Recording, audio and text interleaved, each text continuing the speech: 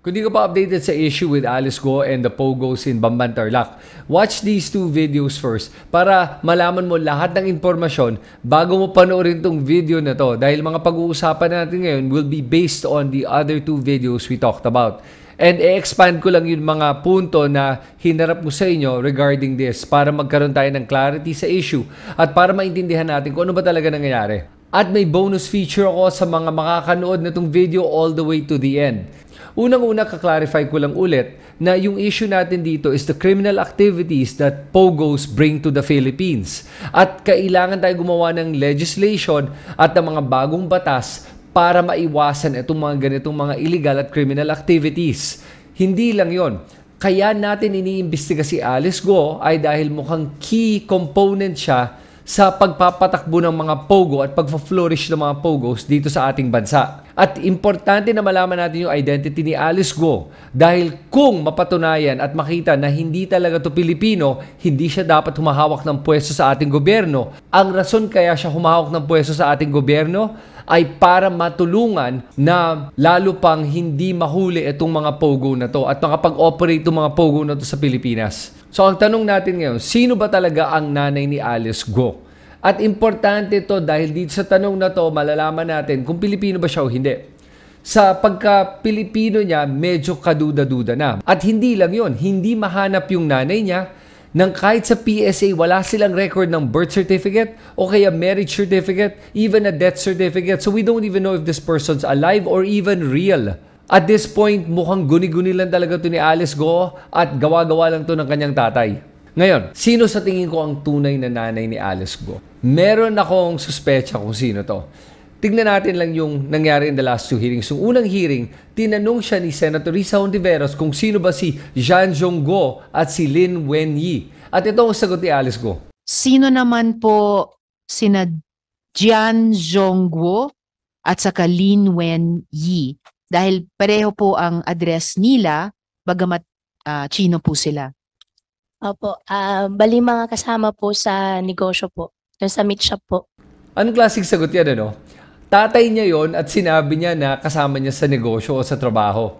Tapos yung tinanong siya kung sino si Seyman Go at Sheila Go, sagot naman niya ay hindi daw niya alam. Check daw niya. At nakikita mo talaga dito na kung kaya ni Alice Go lulusot siya. At hindi siya magbibigay ng impormasyon para makatulong sa investigasyon na to. Kumbaga, she's playing catch me if you can. Tapos eventually, inamin niya na si Angelito Go is Jan Jong-go, which is her dad, na nakalagay sa incorporation papers. Tapos sa second hearing, inamin din niya na kapatid niya si Sheila Go at saka si Seyman Go. Ang hindi pa natin tinatanong sa kanya at kailangan tanongin ng mga senador is sino ba si Lin Wenyi? At ano ba yung association niya with Alice Go? Kailangan nila idiin itong tanong na to. Kasi isipin mo to yung 3 sa 4 na incorporator siya ay kapamilya niya. Nakasama niya sa same residential address at kasama niya since 2010 sa mga iba't iba pang negosyo. Tapos, kasosyo lang niya o kanegosyo niya? Really? Sa lahat ng kasinungalingan na ginawa niya, nakikita mo may pattern dito eh. At ang pattern ay hindi siya magbibigay ng impormasyon hanggang mahuli mo siya. At nagpapasalamat ako sa mga netizens dahil doon natin nakukuha lahat ng impormasyon natin dito at nakita nga natin kung sino tong si Lin Wenyi. At ito ang kanyang ID. Ngayon pag tinignan mo, ang pangalan kasi ni Alice Go is Alice L. Go. Hindi kaya yung L is Lin? At pag tinignan mo silang dalawa, parang may hawig. At kung titignan mo yung 3 sa 4 na incorporator ang kapamilya niya na nakatira sa same address, hindi kaya lahat sila at si Lin Wenyi ay kamag-anak nila at nanay nila. So hindi ko alam kung ano pang ibang paraan na pwedeng gawin ng mga senador para mapaamin si Alice Go na nanay ba niya to o kung sino man lang to. Because at this point, there is no other better candidate na nanay ni Alice Go except si Lin Wenyi.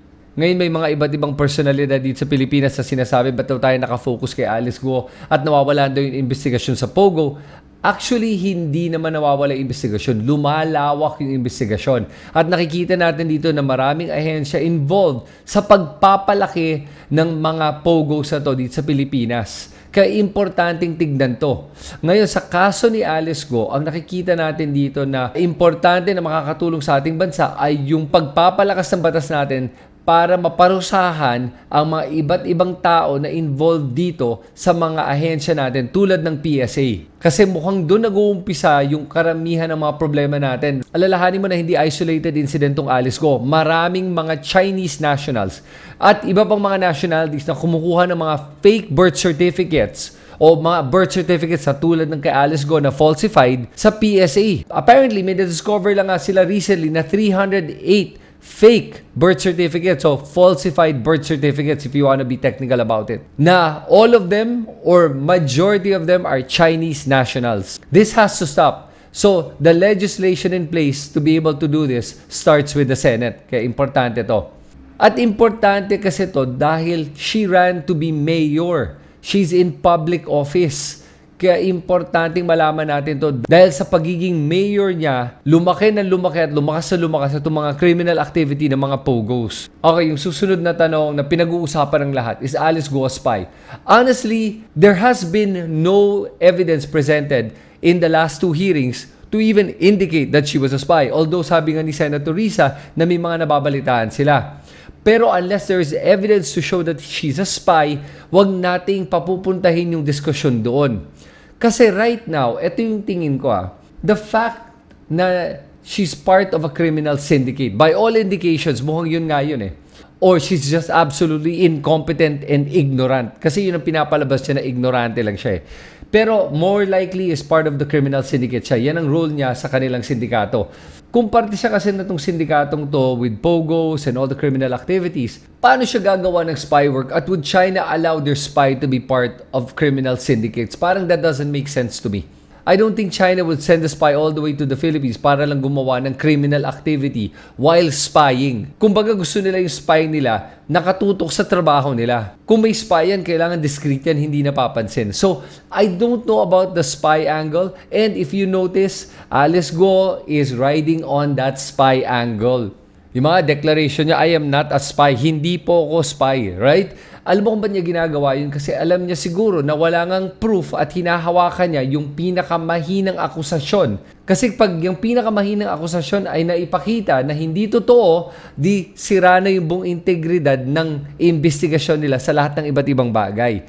Kaya yun ang pinanghahawakan niya. Kaya importante na wag nating papayagan si Alice Go na i-dictate kung saan pupunta yung usapan. Ibalik na sa usapan na criminal siya at parte siya ng isang criminal syndicate. At sobrang daming ebidensya talaga na nagpapakita at nagpapatunay na parte si Alice Go na itong sindikatong to. Kasi to be able for a syndicate to flourish, kailangan mo ng mga iba't ibang mga actors dito Ang unang-unang kailangan mo ay magpapatakbo ng sindikato. Pangalawa, kailangan mo na magfa-fund ng sindikatong to. At pangatlo, kailangan mo ng connection sa gobyerno o kaya maglagay ka na lang ng sarili mong tao sa gobyerno. At dahil sa hina ng ating mga sistema dito sa Pilipinas, mabilis makakuha ng birth certificate, kaya dayain ng mga eleksyon, o kaya bayaran ang mga botante, yan ang paraan para makapagawa ng isang criminal syndicate. At nakikita natin yung tatlong elemento ay present dito sa POGO na ito. Unang-una, meron ka nagpapatakbo ng operasyon, si Wang Ziyang.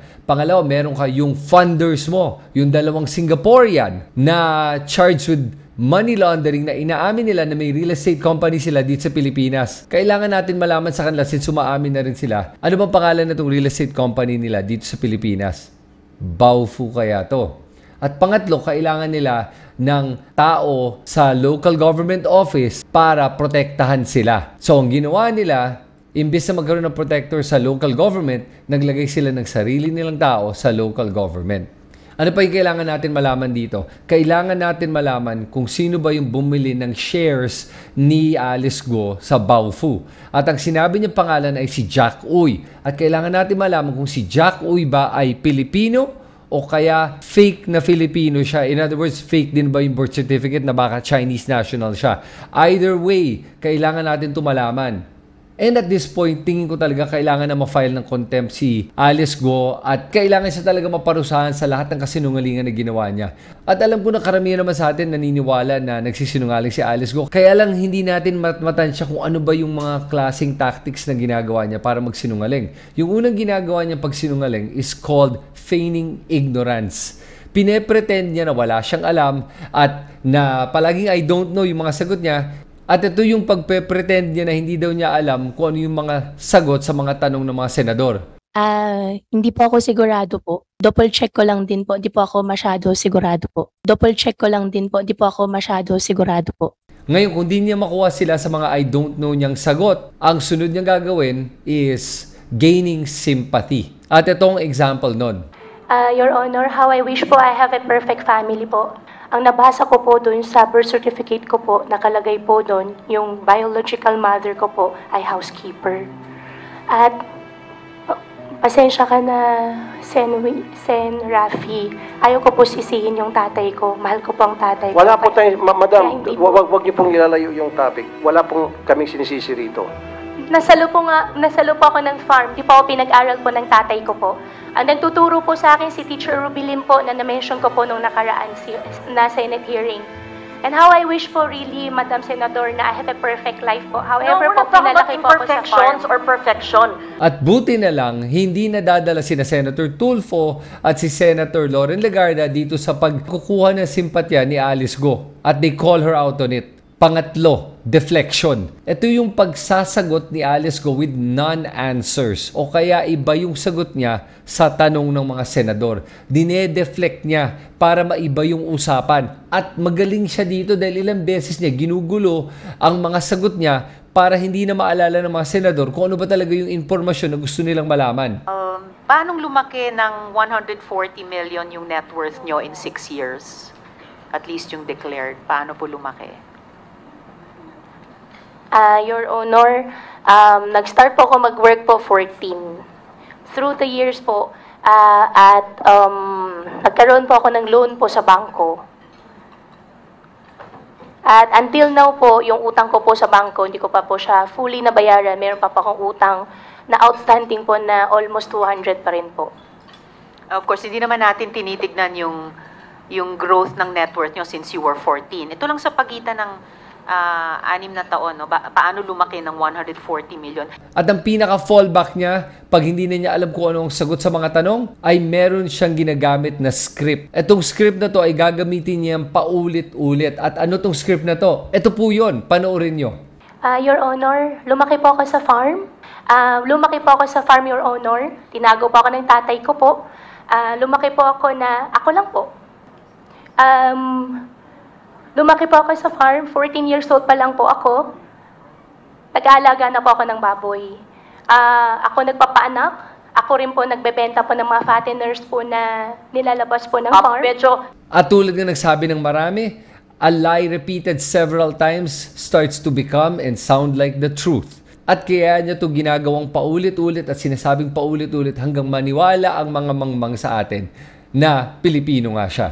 So ano ba ang mga next steps na natin ngayon dito? Number 1, alam natin na magkakaroon nga ng executive session ng Senate kasama ang mga ahensya kasi may mga sensitibong impormasyon na ibibigay ang mga ahensya with regards to the case of the Pogos and Alice Go. But beyond that, importante talaga ngayon na maimbita sana yung tatay ni Alice Go dahil mukhang siya ang punot dulo na tong fraudulent and falsified birth certificates. At baka dito mapapaamin nila siya kung sino ba talaga ang nanay ni Alice Go. At kailangan siyang maparusahan sa paggagawa ng mga falsified documents tulad ng birth certificate. May parusa yan. May jail time po yan. At kailangan din maparusahan yung mga tao sa PSA na involved dito sa kalokohan na to.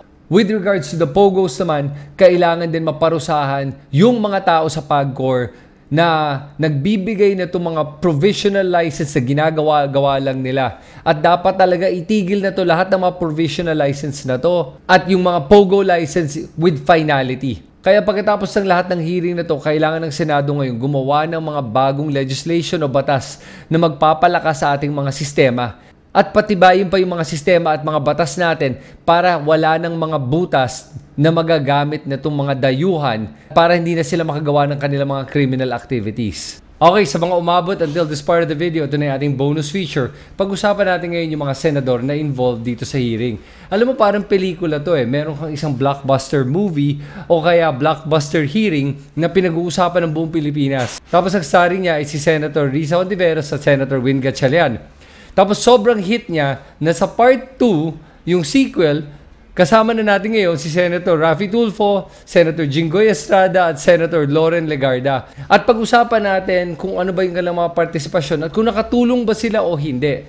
Okay, una si Senator Raffy Tulfo. Sa akin, medyo nakatulong naman siya. Pero may pagka-grandstanding yung dating nung tatlo, by the way. But with Senator Raffy Tulfo, what I appreciated was, kinall out niya si Alice Go nung nagpapasimpatya si Alice Go.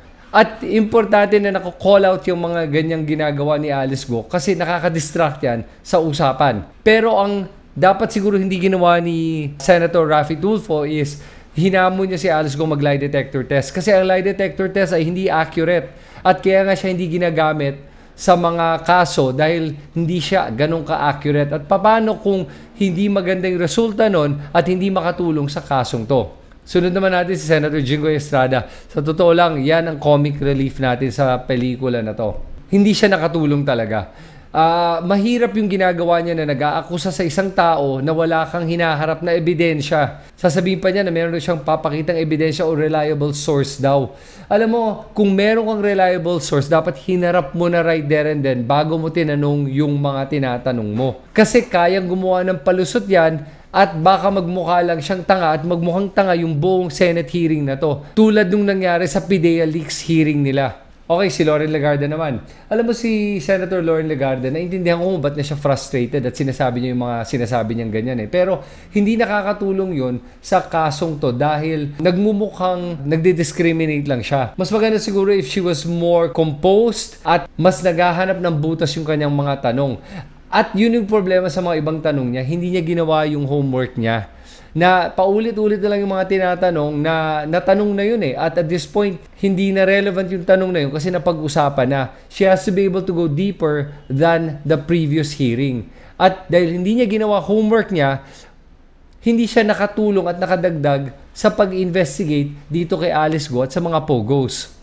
Pero I will commend her na kinall out just si Alice Go nung paulit-ulit yung script ni Alice Go. That was good kasi nakita na lahat ng taong bayan na may script si Alice Go kasi kinall out siya ni Loren Legarda for that script na paulit-ulit. At ito na sana ang huling video na pag-uusapan natin si Alice Go at sana talaga gumalaw na yung mga ahensya para maitigil na itong mga pogo na to, para matanggal na sa pwesto si Alice Go at maayos na natin itong problema ng mga dayuhan na gumagawa ng mga fake birth certificates at fake Filipino identities. Kayo, ano tingin nyo? Sang-ayon ba kayo sa mga kilos ng ating Senado ngayon? O kaya may iba pa kayong nalalaman na gusto nyong i-share sa ating mga viewers? Isulat lang nyo lahat ng mga komento nyo dito sa ating comment section. At pag nagustuhan mo yung mga ganitong videos na nakakatulong para mag-isip at magkaroon ng kamalayan sa nangyayari sa ating bansa at mga iba't iba pang mga topics na pinag-uusapan natin dito sa Pilipinas, subscribe to my YouTube channel at i-click mo na rin yung notification bell para ma-notify ka sa aking susunod na video. Salamat, ito si Christian. Magkita tayo muli sa aking susunod na video.